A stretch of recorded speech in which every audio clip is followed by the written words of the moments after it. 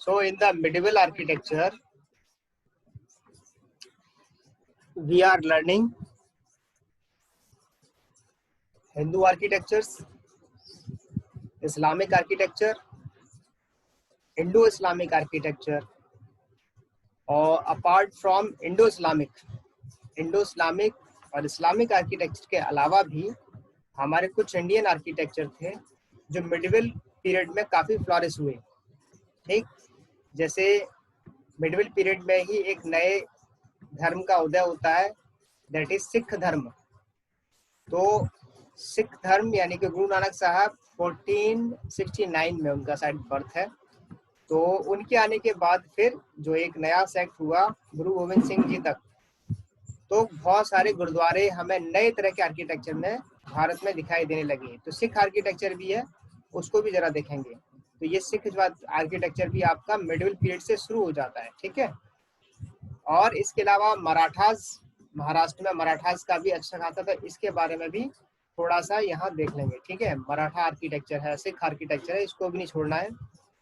और इसके अलावा जैन आर्किटेक्चर इतना हमें एंशिएंट पीरियड में नहीं मिलता है जितना वो मिडिवल पीरियड में ज्यादा हुआ था। हालांकि हमने जो है क्या कहते हैं इसके बारे में काफी पढ़ लिया जैन आर्किटेक्चर के बारे में, तो शॉर्ट आप सर्च कर लेना। लेकिन बस ये सर्च करना है कि हमें कि मिडिवल पीरियड में कौन कौन से जैन टेम्पल्स आते हैं, बस ये देखना है कौन कौन से जैन टेम्पल्स के आते हैं। बाकी आर्किटेक्चर किस तरह का होता है वो हमने डिस्कस किया था जैन का। तो फिलहाल में अभी मिडिवल में जो हम पढ़ रहे थे, मिडिवल में हमारे पास अब ये दो डॉक्यूमेंट हैं, या तो हम ईपीजी पाठशाला को देख लें या हम ई ज्ञान कोश में चले जाएं। ई ज्ञान कोश में जाएंगे तो हमारे को ये एक let me share the screen.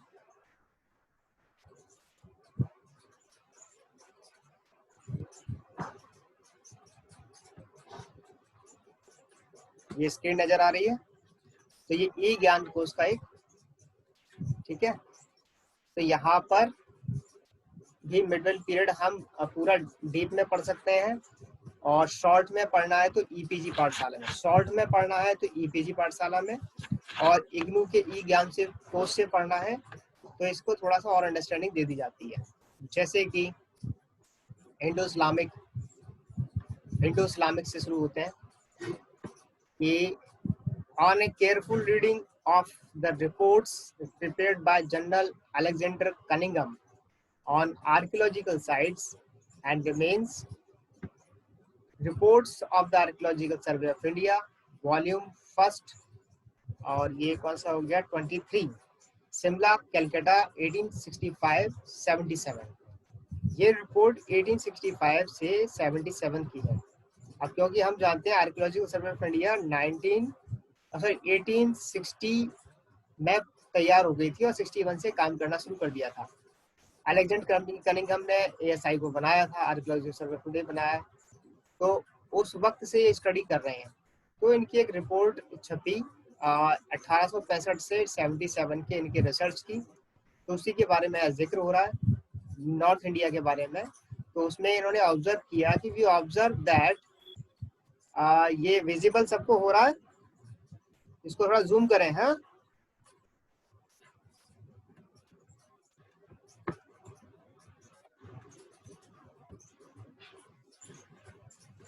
नजर आ रहा है आप सबको? Hello, no response? अटेंडेंस लगानी पड़ेगी अभी, अटेंडेंस लगा करके सबको एब्सेंट लगा दूंगा अभी। रेस्पॉन्स दिया करो। ये बच्चे जो बिल्कुल शांत बैठे रहते हैं उनकी बात कर रहा हूँ, बिल्कुल आवाज नहीं आती उनकी। सर आपकी वॉइस ब्रेक हो रही है। ब्रेक हो रही है? यस सर, बहुत ज्यादा ब्रेक हो रही है यहाँ, लेकिन मुझे तो क्लियर आ रही है तुम लोग की आवाज। Okay, let's see. सर हमें आपकी वॉइस ब्रेक हो रही है। ठीक है, तो अभी देखो शायद कभी कभी बीच में भी, इससे पहले भी ब्रेक हुआ था लास्ट क्लास में, लेकिन फिर कनेक्शन लग रहा था। तो मौसम की क्लाइमेट की वजह से असर आता है। ओके, तो ठीक है, फिर ये इंडो इस्लामिक हम लोग कर रहे थे। तो इसमें हम लोग क्या कर रहे थे कि on A careful reading of the reports prepared by general Alexander Cunningham, इन्होंने जो रिपोर्ट थी इन्होंने ऑब्जर्व किया कि that the incidence of the masonry building कि जो हमारे यहाँ जो है मैसनरी वर्क होता है कि राज मिस्त्री का कि हमें बिल्डिंग तैयार करते हैं तो उसमें ईंटें लगाते हैं, तारा लगाते हैं, प्लास्टर करते हैं, इस काम को बोलते हैं मैसनरी वर्क। ठीक है, मैसनरी बिल्डिंग। तो we observe the incident of masonry building. तो ये जो काम है ये इंडो इस्लामिक में शुरू होता है, मैसनरी वर्क। ऐसा क्यों हम बता रहे हैं? क्योंकि इससे पहले हम जो वो वाला काम देख रहे थे, कौन सा वाला, एंशिएंट पीरियड का, तो वहां पर ब्रिक्स का इतना इस्तेमाल नहीं था। वहां पर जो है ब्रिक्स होते थे लेकिन पत्थरों का ज्यादा होता था। ब्रिक्स भी होते थे, ब्रिक्स भी पुराने समय पर मिले, लेकिन मैसनरी वर्क में कि मसाले अलग तरह से तैयार करना, प्लास्टर्स करना, तो ये उस पीरियड में नहीं था।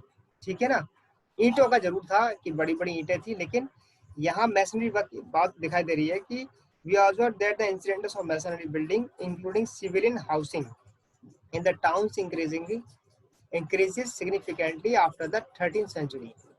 तो ईंट, गारा और प्लास्टर इससे बने हुई जो बिल्डिंग्स थी तो वो 13वीं सेंचुरी के बाद काफी देखी गई। लोग जो है सिटीज में अपना घर मकान उस तरह से बनाने लग गए। तो this was primarily possible due to lime mortar as a basic cementing material. कोई लाइम मोर्टर करके है, वो सीमेंट के लिए इनको मटेरियल मिला इस वजह से। ठीक है, ये एक तरह का, ये सीमेंट की बात हो रही दरअसल, सीमेंटिंग मटेरियल जो आज भी हम सीमेंट के रूप में यूज कर रहे हैं। The building of true arch required stones or bricks to be laid as wasserals in the shape of the curve, a curve, and bound together firmly by a good binding material। Building of true arc, एक arc देने के लिए एक तरह का require stones और BRICS, हमें arc देना है, छज्जा बनाना है तो हमें ईंटों की जरूरत होती थी। ठीक है ना, रिक्वायर स्टोन्स और bricks to be laid as voussoirs in the shape, एक गोलाकार में उस शेप देना है, कर्व के आकार में, और बाउंड टुगेदर फैमिली, और उनको इस तरह से लगाना है कि वो ज्वाइंट रहे। ठीक है, एक बाइंडिंग अच्छी मटेरियल से उसके बना रहे, निकले ना उसमें से। तो this material was lime mortar, तो वो मटेरियल लाइम मोर्टार था जिससे कि वो बने रहे। इसके अलावा भी बताएंगे, वैसे तो लाइम मोर्टार यहाँ बताया है लेकिन वहाँ मसाले हमारे पास कुछ और भी मिलते हैं। The result of the introduction of the new technique was that the pre Turkish form, एक कोई टर्किश फॉर्म का एक नया टेक्निक निकला, लिंटेल एंड बीम। वो आजकल जो लेंटर डाल रहे हैं, लेंटर को यहाँ पर लिंटल, इसकी दरअसल इसकी स्पेलिंग लिंटेल है, और हम अभी यहाँ लोकल लैंग्वेज में, बोली में बात करते हैं लेंटर। ठीक है, या और बीम, यानी कि बीम पर और एक लेंटर डाल करके इस तरह के काम शुरू हुए। ठीक है, ये नए तरह के काम शुरू हुए, लेंटर डाल करके, बीम डाल के, ठीक, एंड कॉर्बेलिंग, ठीक है, उस पर पूरा मसाला डाल के, वर रिप्लेस्ड बाय टू आर्क्स, कि आर्क वाले शेप जो है उसके जगह पर एक प्लेन जो है लेंटर वाला आने लग गया। And vaults and the spired roof, शिखर यानी कि ऐसे गोल गोल गोल गोल गोल एक कॉनिकल शेप में, स्पायर्ड फॉर्म में शिखर बने, बाय डॉम्स यानी गुंबद के रूप में, स्पायर्ड रूफ्स, अच्छा डॉम के रूप में, बड़े गुंबद के रूप में।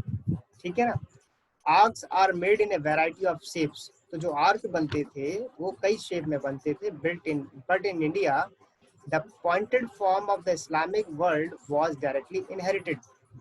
लेकिन इंडिया में जो इस्लामिक आर्किटेक्चर का कुछ फॉर्म था वो हमारे यहाँ लिया गया। The four centred arc was introduced by the Tughlaqs in the buildings.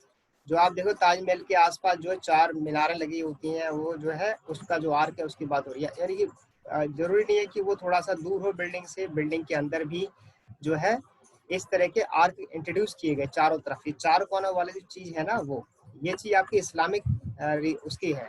ठीक है, द पॉइंटेड आर्क ये आर्क के रूप में है, दरअसल आर्क के रूप में भी, पिलर्स के रूप में नहीं, आर्क के रूप में। The pointed arch was adopted in the Islamic world quite early due to the durability and ease of construction. तो ये इस्लामिक वर्ल्ड में पहले अडॉप्ट किया गया था क्योंकि इसकी जो मजबूती लंबे समय तक रहती थी और इसको बनाना आसान होता था। तो एक और खास बात बता दूं कि इस्लामिक वर्ल्ड में या मिडिल ईस्ट में भी ये जो सारे तरह के आर्किटेक्चर हैं इंडिया से गए हैं, क्योंकि आपकी हमारे कंट्री की जो सिविलाइजेशन पहले डेवलप हुई और वहाँ की सिविलाइजेशन बाद में डेवलप हुई, तो इंडिया से बहुत सारी चीज़ गई है ट्रैवल होकर के। एंशिएंट टाइम में बहुत सारी चीज़ ट्रैवल होकर गई हैं और उन्होंने कई चीज़ें बनाना सीखा है। ठीक है, यहाँ आर्किटेक्चर के बारे में भी, और हमें आर्किटेक्चर के बारे में तो बहुत सारे जो है रिमेन्स इंडिया के अभी भी वहाँ पर उन कंट्रीज में मिलते हैं। The usual method of raising a pointed arch was to erect a light centering and place one layer of bricks over it. This layer supported another thin layer of flat bricks over which radiating washes of the arc were fixed in mortar. It may be noted here that the employment of bricks instead of an all wood centering was typical features of regions deficient in reserve of wood such as West Asia. तो ये उस construction के और technical deep points बता रहे हैं कि कैसे वो बना और वेस्ट एशिया में ये जो है नया फीचर आया। द कंस्ट्रक्शंस ऑफ डोम, जो एक गुम्बद आकार का कंस्ट्रक्शन था, डिमांडेड स्पेशल टेक्निक, उसमें नई नई टेक्निक्स की जरूरत महसूस हुई।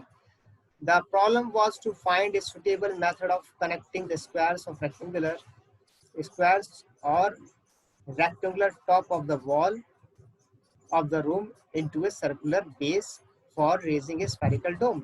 अब ये एक प्रॉब्लम आई कि जैसे कि ये लोग छत बनाना सीख गए, जिसमें कि लेंटर की छत बनाना सीख गए, बनाने लगे। अब उसमें आया कि इसमें जो है डोम फिट करना है।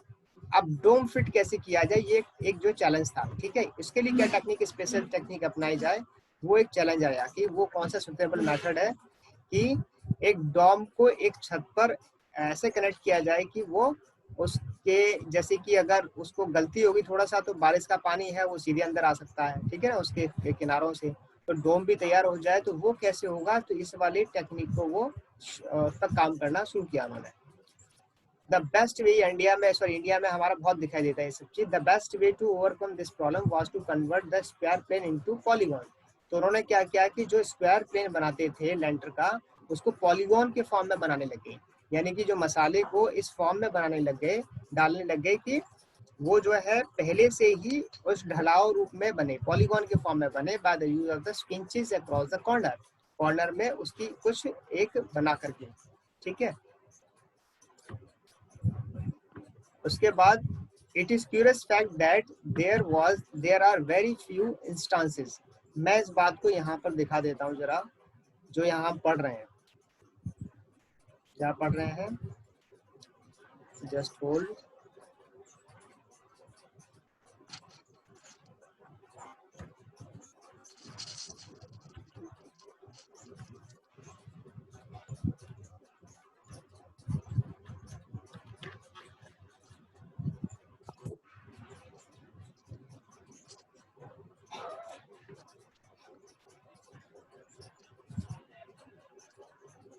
ये आप देख रहे हैं, स्क्रीन पर नजर आ रहा है कुछ? Hello, yes sir. Yes sir. Yes sir. Yes sir. यहाँ पर कि ये पिलर्स है और ये इधर एक छत है। यहाँ जो छत है ये प्लेन छत है, प्लेन छत के ऊपर ये डोम यहाँ खड़े हुए हैं, फिर एक ऊपर एक और छत है, उसके ऊपर ये डोम बनाया हुआ है। तो यही एक उस वक्त चैलेंज था कि इस डोम को एक प्लेन छत पर कैसे रखा जाए। ठीक है ना, तो उस चैलेंज को उन्होंने कैसे सॉल्व किया, उसी की बात हो रही थी। कुछ और फॉर्म्स हमें मिल जाएंगे, जैसे कि यहाँ सिकंदरा में आ गई ये प्लेन फॉर्म, उस पर इसको कैसे डोम को सेट किया गया है। पूरी एक छत है जिस पर एक डोम को कैसे सेट किया गया, ये चैलेंज था। ये सिकंदरा का है हमारे सामने। ठीक है, तो ये कैसे सेट किया जाए उसी के बारे में ये एक डॉक्यूमेंट चल रहा है। तो यहाँ पर डीपली ये बताने की कोशिश की जा रही है इस डॉक्यूमेंट से कि इंडो इस्लामिक आर्किटेक्चर में क्या कुछ खास नई टेक्निक्स यूज की गई, क्या नई उन्होंने मटेरियल्स को यूज किया, टेक्निक्स को यूज किया, और इंडिया के पुराने फॉर्म्स को इनहेरिट किया, कुछ इस्लामिक भी जो इस्लामिक वर्ल्ड में था उसको भी इनहेरिट किया। इस्लामिक वर्ल्ड में ये चारों कोनों पर आर्क जैसा कुछ बना देना, पिलर्स भी ला के लेके आना, उसके अलावा ये डॉम है, ये एंशिएंट हमारे इंडिया का ये एक इनहेरिटेंस है। इन सबको कॉम्बिनेशन करके एक नई तरह की बिल्डिंग मिडिवल एरिया की मध्यकाल में नजर आने लगी। तो इन सारे इंडो इस्लामिक आर्किटेक्चर में सबसे खास बात थी कि इनके जो आर्किटेक्चर थे उसमें डॉम लाइक स्ट्रक्चर। तो डॉम लाइक स्ट्रक्चर ये इस्लामिक आर्किटेक्चर नहीं था, ये इंडिया का ही पुराना आर्किटेक्चर है, बस ये इनहेरिट हुआ है, ठीक है ना। तो डॉम लाइक स्ट्रक्चर ये सब ने इसको अपनाया है, यहाँ तक कि गॉथिक आर्किटेक्चर में भी हमें ये मिलेगा। तो अब इसको एक नए तरह का जन्म देना है, तो वो कैसे दिया जाए, इस स्थापत्य कला को, वास्तुकला को कैसे एक नया आकार दिया जाए। तो उस काम के लिए जो भी तकनीक और जो भी जद्दोजहद है वो यहाँ पर दी गई है, ठीक है ना। आप इसको पढ़ते जाएंगे, हिंदी में भी लिखा होगा, इंग्लिश में भी पढ़ लिखा होगा, अभी हम इंग्लिश वाला पढ़ रहे हैं, ठीक है। तो यहाँ हम देखेंगे तो the construction of dome demand special technique. The problem was to find a suitable method for connecting the square or the rectangular top of the wall of the room into a circular base of a raising sheer dome। ये कह रहे हैं कि यही था कि एक जो छत बन गई है, ठीक है, जो वॉल्स पे खड़ी है, अब उसको उसके ऊपर डॉम को कैसे फिट किया जाए, ये बात यहाँ लिखी है, ठीक है ना। But the best way to overcome this problem was to convert the square plane into polygon. Polygon के फॉर्म में ही जो है इसका स्ट्रक्चर लेके जाया गया by the use of the squinches across the corner. This it is curious fact that there are very few instances of early Turkish building in India were newly quarried material has been employed by the architects. The fashion was to, यानी कि अब इससे पता चलता है कि Islamic world से जो टर्किश आर्किटेक्चर है वो इनहेरिट जरूर हुआ है, ठीक है ना। ये बार बार टर्किश आ रहा है, तुगलक जो है तर्क से, तुर्क के लोग होते थे, ठीक है ना। जो टर्किश तुर्की है, जो एक कंट्री तुर्की है, ठीक है, वहां से, टर्की से, तो वहां का हमें यहाँ पर, क्योंकि टर्की का भी डोम लाइक स्ट्रक्चर वहां भी हमें मिलता है। तो newly quarried material has been employed, नए तरह का मटेरियल यूज किया जाने लगा। The fashion was to use richly carved capitals, columns, shafts and richly carved capitals, columns, shaft, lintel from pre-Turkish building, ठीक है। It is only towards the beginning of the 14th century, ये 14वीं शताब्दी की शुरुआत थी, that building were raised by using originally quarried or manufactured material. In the masonry work, stone has been used abundantly. Masonry work में stones काफी ज्यादा use हुए। The foundation are mostly of rough and small rubble, or wherever it is possible of river boulders, while the superstructure is of dressed stone or roughly shaped caused stonework, ठीक है। ये बताइए foundation of are mostly rough and small, जो नीचे का base होता था foundation वो रफ होता था, स्मॉल रबल्ड और wherever possible river boulders, while the superstructure यानी कि जो ऊपर का हिस्सा है, ड्रेस्ड स्टोन यानी कि वो सही से कटा छिला या उसको घिसा हुआ पूरा, यानी कि कुछ दिखाई दे, अच्छा दिखाई दे, वो तो ड्रेस्ड होता था, और रफली shaped first stone work. However, in their case, either case, the building were plastered all over. लेकिन building plaster जरूर होती थी चारों तरफ से। The material commonly used for the plastering building was gypsum. जो material use करते थे plaster के लिए, that was gypsum. Apparently, lime plaster was reserved for places that need to be secured against the leakage of water. तो lime plaster को use करते थे leakage से बचाने के लिए, सच एज रूफ पर, इंडो वार्ड्स पर, कैनल्स पर, ड्रेन्स पर। Later on gypsum mortar was preferred for plaster work on the walls and the ceiling. Decorative art in the Islamic building. अब डेकोरेटिव आर्ट की बात आ रही है कि decorative art in Islamic building serve the purpose of the concealing the structure behind motives rather than revealing it. Since the depiction of living being was generally frowned upon, the element of the decoration were in most cases limited to calligraphy, geometry and foliation। ये तीन technique से calligraphy, देखो fine calligraphy का काम दिखाई दे रहा है, ठीक है ना। और कैलीग्राफी क्या, calligraphy was an important element of the decorative art. एक डेकोरेटिव आर्ट है बिल्डिंग पर इस पीरियड का। The Karnic saying are inscribed on building in an angular, sober and monumental script known as Kufi। इसको कुफी भी कहा गया। They may be found in part of the building frame of the doors, खासकर doors में, छत पर, ceilings पे, wall panels पर, नीसेस और भी जो कॉर्नर्स होते हैं उन पर, and in variety of materials, कई वैरायटी ऑफ मटेरियल्स में, स्टोन, स्टूको एंड पेंटिंग। तो इनको सजाया जाने लगा, इनको कार्व करके तराशा जाने लगे। ये तराशने के काम दरअसल कैलीग्राफी कहलाया। उसके बाद ज्योमेट्री, ज्योमेट्री मतलब ज्यामिति, यानी ज्यामिति मतलब सिमेट्री, हिंदी में ज्यामिति, इंग्लिश में ज्योमेट्रिक। ज्यामितिक, ज्योमेट्री वर्ड यही हमारे यहाँ से निकला हुआ है, इसी से ज्योमेट्रिक बना है। और इसको हम सिमेट्री भी कहते हैं। आप सिमेट्री में देखो कि जैसा लेफ्ट में है वैसा राइट में भी है, इसी काम को ज्योमेट्रिक शेप कहते हैं। इन एब्स्ट्रैक्ट फॉर्म, ये काफी बच्चे बहुत बाद में आते हैं, क्या बात।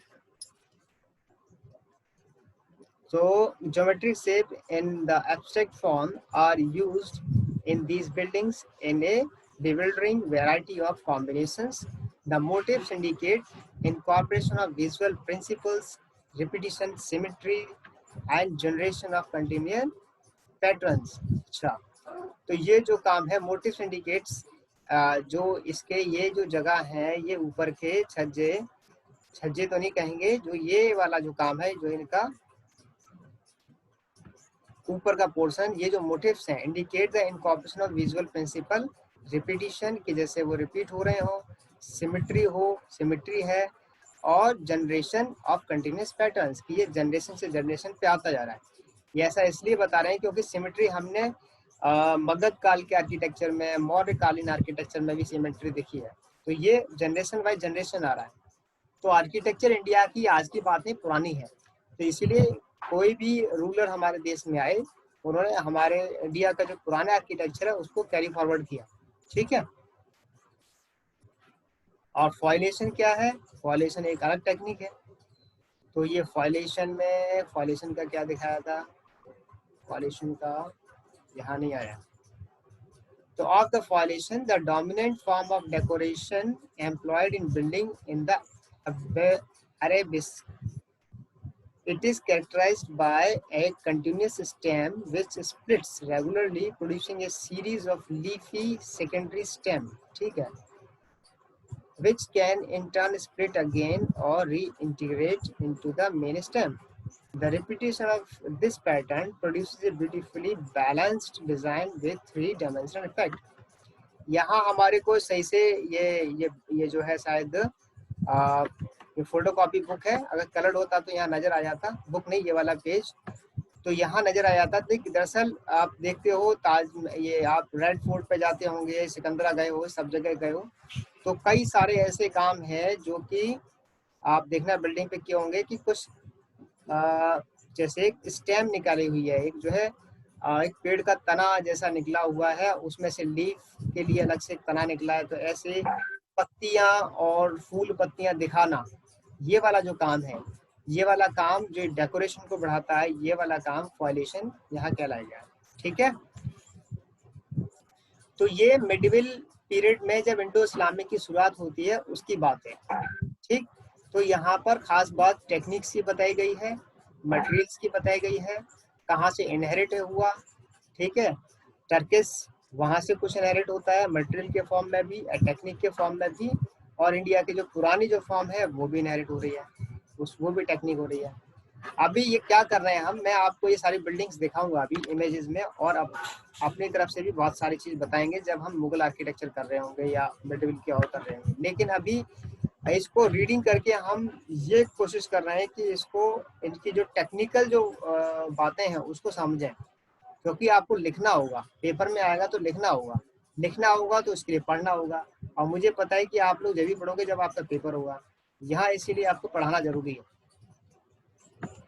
ठीक है, अब इस डॉक्यूमेंट को हम जरा हिंदी में खोलते हैं। Late open it in Hindi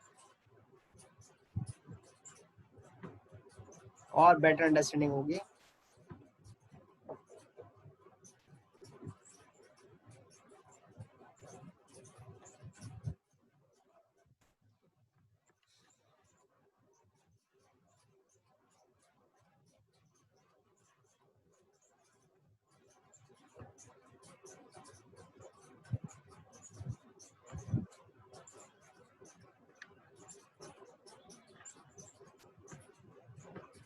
ये देखिए यहाँ आ गया, ये जो अभी हमने पढ़ा, भारतीय इस्लामी शैली।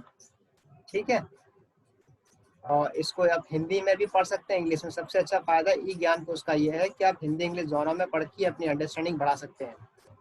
तो एक तो लेखन कला हो गई जो बताता है, कैलीग्राफी। ठीक है, ऊपर से जैसे लिखा हुआ ये सब चीजें। दूसरा ज्यामिति, यानी कि जो है दोनों तरफ सिमेट्री, और फूल पत्तियां जो अभी फॉइलेशन पढ़ रहे थे, फूल पत्तियां। ठीक है, तो ये अभी हमने देख लिया। Next is Mughal.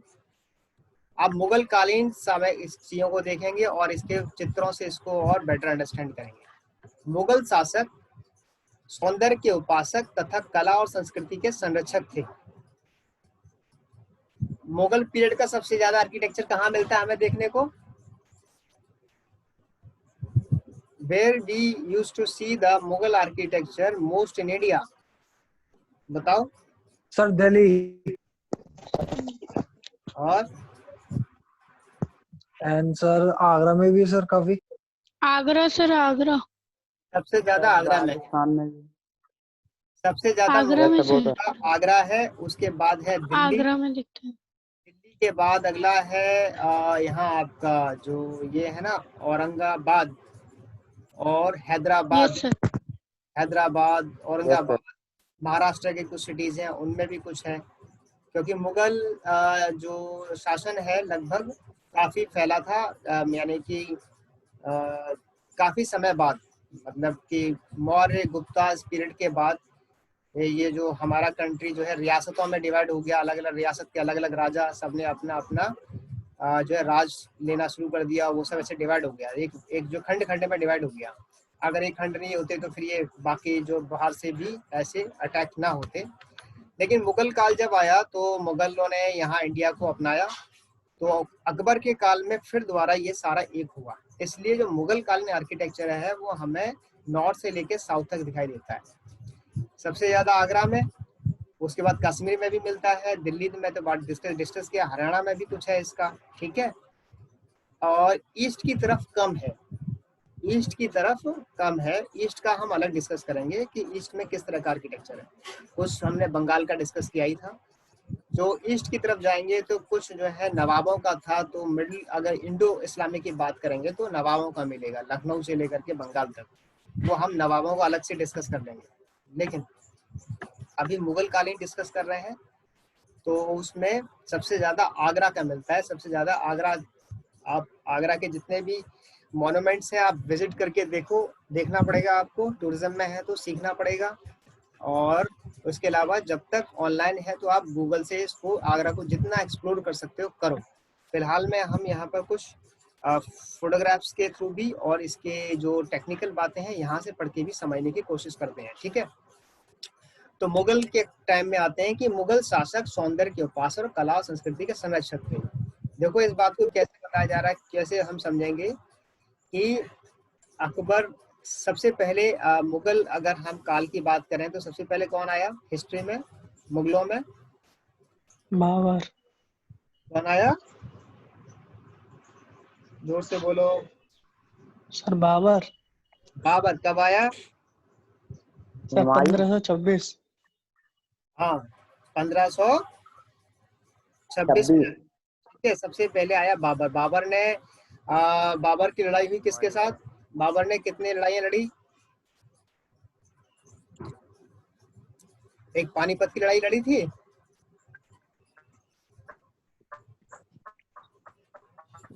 हेलो, याद है या नहीं है याद? तो हिस्ट्री पढ़नी पड़ेगी, हिस्ट्री भी पढ़नी पड़ेगी। अगर मुगल या ये सारी चीजें पढ़ रहे हैं तो हिस्ट्री साथ साथ पढ़नी पड़ेगी। आर्किटेक्चर बिना हिस्ट्री के चल नहीं सकता है।